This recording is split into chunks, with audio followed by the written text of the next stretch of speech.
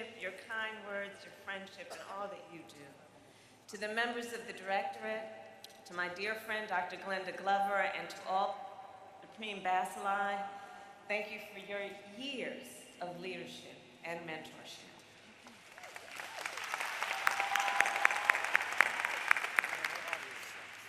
To my line sisters, the 38 jewels of iridescent splendor.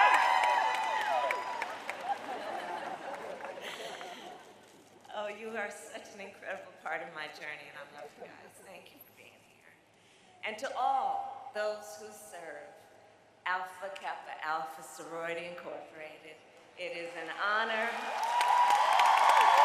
and a joy to be with you today. Before I begin, I will say a few words on Hurricane Beryl. Our hearts, of course, are with the millions of Texans who are facing the devastating impact of the storm, and all those who lost loved ones, and the first responders who have worked around the clock to keep people safe, and the line crews who are working as fast as possible to restore power. President Biden has approved a major disaster declaration, and we will continue to stand with the people of Texas as we rebuild and recover. And with that,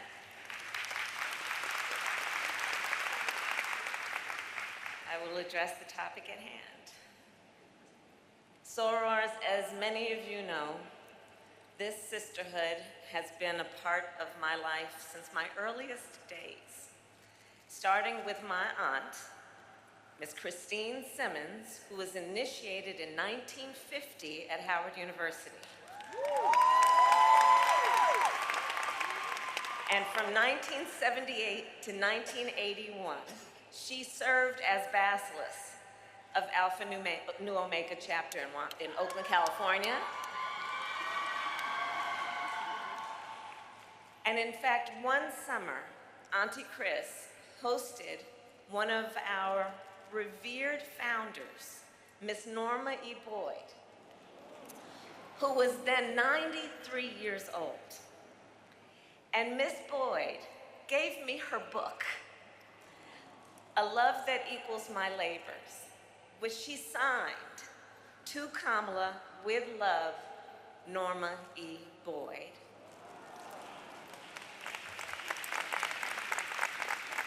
And that cherished book now sits in my West Wing office at the White House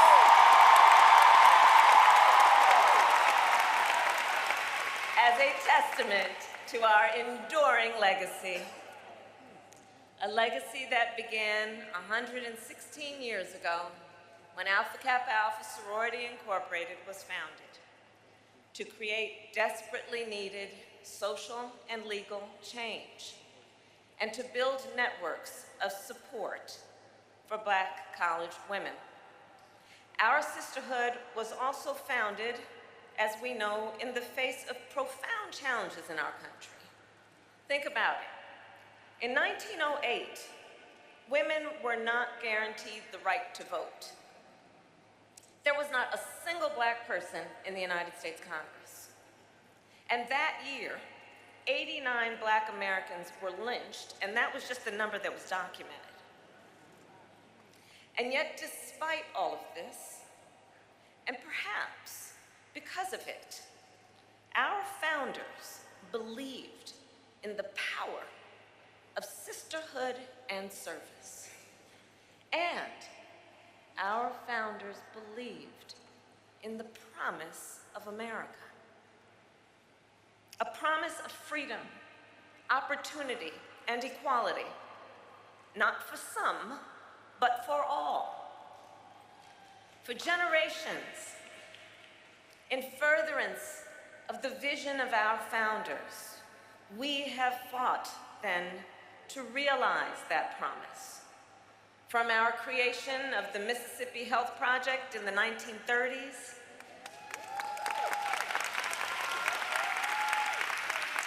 to job training and literacy programs in the 1960s and 70s, and then most recently, of course, the work on voting rights and economic opportunity and child hunger. Throughout our history, the leaders of Alpha Kappa Alpha have stood up, spoken out, and done the work to build a brighter future for our nation, including, of course, in 2020, when during the height of a pandemic, you helped elect Joe Biden, President of the United States, and me as the first woman elected Vice President of the United States.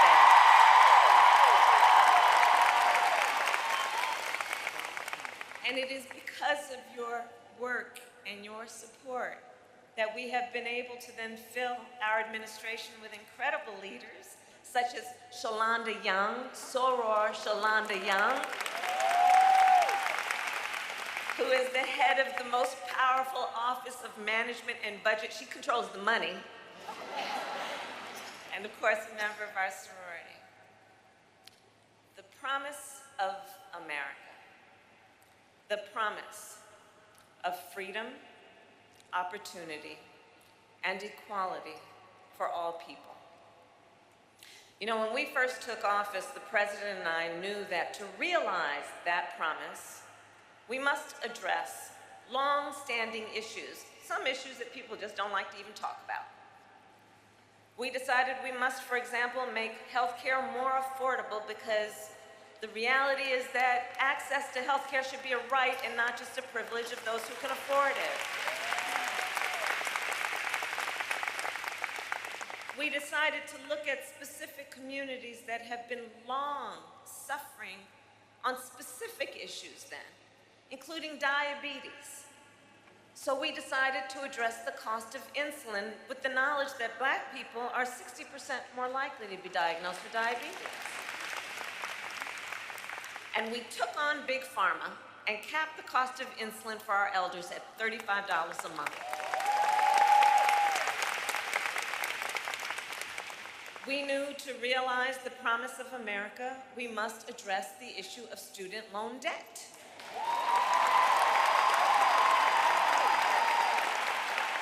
And I know there are many here who have benefited from that work. Please testify. And we have forgiven debt for nearly 5 million people so far, and twice as much for our public servants, including our nurses and our teachers and our firefighters. The President and I have also taken on the issue of medical debt, finally making so that medical debt, which is usually the result of a medical emergency, is not something you plan, it's not something you invite. But we have made it now so that medical debt can no longer be used against your credit score. Because that credit score, of course, is supposed to measure whether you are responsible financially or not. The fact that you have endured a medical emergency is not a measure of that, and so it was just wrong, and we have corrected that. To realize the promise of America, we have addressed the long-standing crisis of maternal mortality. Something, as you know, I've been working on since I was in the United States Senate. Why? Because women in America die at a higher rate in connection with childbirth than women in any other wealthy nation in the world, and Black women are 3 times more likely to die in connection with childbirth. So to address this crisis, among the work that I've done, I challenged every state in our nation when we first came in. I challenged every state in our nation. And I challenged them and said, extend Medicaid coverage for postpartum coverage from the measly 2 months a year that you've been doing to a full year. And I am proud to report that when I issued the challenge, only 3 states offered a full year of coverage. Now 46 states offer a full year of coverage. And today I am announcing for the first time, we have created national health and safety standards for maternal care. For the first time, national standards. which means nearly every hospital in our country will soon be required to provide new mothers with delivery rooms that are fully stocked with life-saving medical equipment. It's the first time. So sorors, all of us here are clear. While we have come a mighty long way, we have more work to do. Across our nation, we are witnessing a full-on assault on hard-fought, hard-won freedoms and rights. The freedom to vote, the freedom to be safe from gun violence, the freedom to live without fear of bigotry and hate, the freedom to love who you love openly and with pride, the freedom to learn and acknowledge our true and full history as America, and the freedom of a woman to make decisions about her own body and not have her government tell her what to do.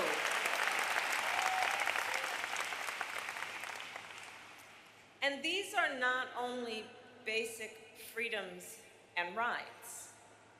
These are the pillars of our liberty, the essence of our democracy, and the promise of America. On that last point about the attacks we see on reproductive freedom, understand how we got here. Then President Donald Trump handpicked 3 members of the United States Supreme Court, the Court of Thurgood, because he intended for them to overturn Roe v. Wade, and as he intended, they did.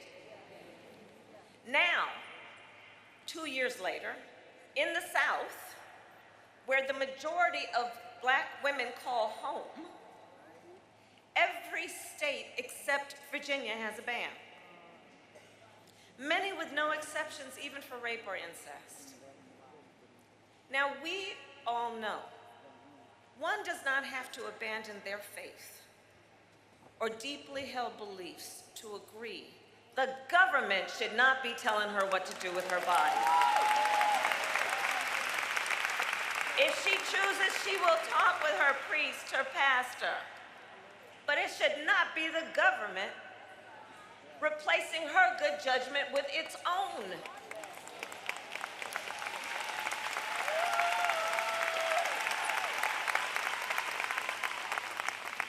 Faith and freedom can coexist. And understand, the former president wants to pass a national abortion ban to outlaw abortion in every single state. But we will not let him. We will not let that happen. We have worked too hard and fought too long to see our daughters grow up in a world with fewer rights than our mothers. America must trust women. America must honor individual choice. America must defend freedom. And when Congress passes a law that restores the reproductive freedoms of Roe, our President, Joe Biden, will sign it.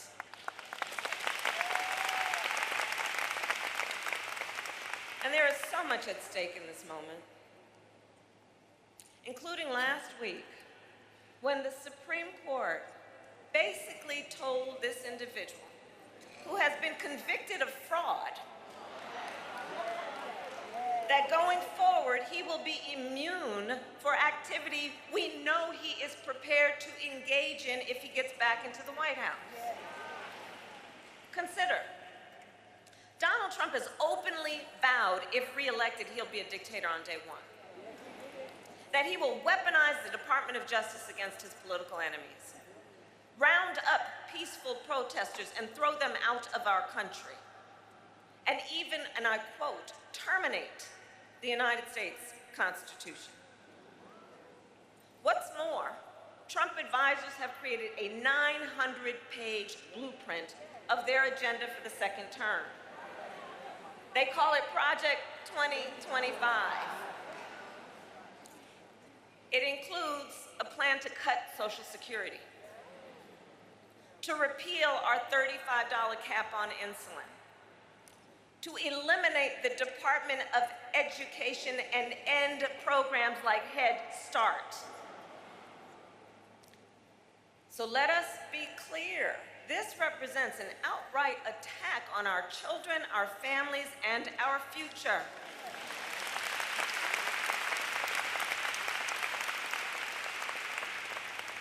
And all of this is to say, I do believe this is the most existential, consequential, and important election of our lifetimes.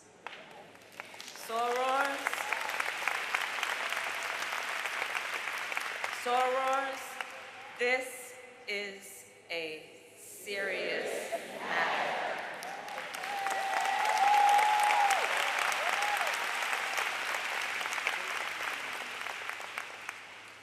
And so in this moment, once again, our nation is counting on the leaders in this room to guide us forward, to energize, organize, and mobilize, to register folks to vote, and to get them to the polls in November.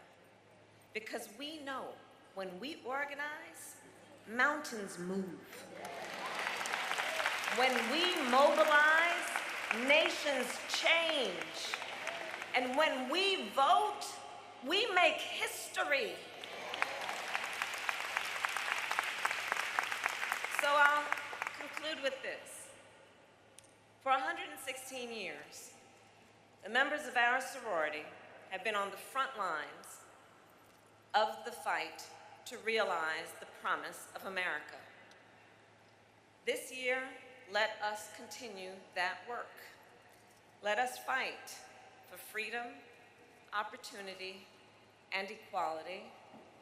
Let us, as always, fight with optimism, with faith, and hope. And let us see it through. Because when we fight, we win.